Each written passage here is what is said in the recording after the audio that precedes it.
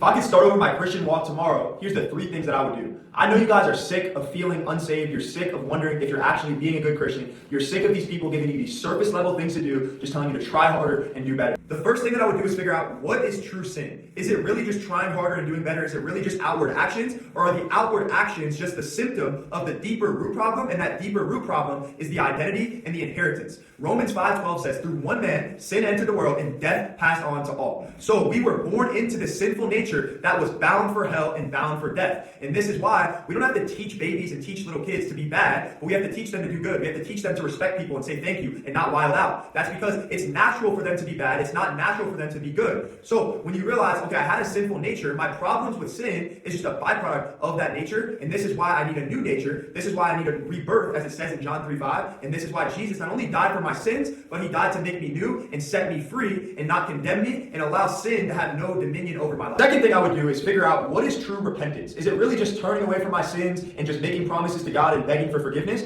or is it something else? True repentance is a change of mind. The Greek word is metanoia, to transcend above your own thoughts. So I would figure out that repentance is not just repenting for lust or repenting for this way that I messed up, because I did that for the longest time, and it kept me stuck in this cycle of sinning and repenting, up and down, and always never making true progress, never actually being set free. So I would realize that I'm repenting for my whole being, sin from top to bottom, all falling short of God's glory. Break one, you break them all. Offender of the whole law, none is good, no, not one. I'm a sinner by nature, but Jesus has made me righteous. So I'm going to throw away what I think is right, and I'm going to accept what God says I am, and I'm also going to accept who God says I am through Christ, and I'm going to walk out my new identity, even if it makes no sense. Third thing that I would do is stop relying on emotions. Stop judging God and judging my relationship based off of a feeling, because that will put you on a roller coaster and make you enslaved to your circumstances. I would accept Jeremiah 17:9 that says my heart is deceitful, and realize that I'm untrustworthy. When I rely on myself to feel close to God, I'm going to feel good in one moment and I might feel terrible the very next moment. I would start validating my salvation, and I would validate who I am and my standing before God by what his word says and not what I see and what I think is right.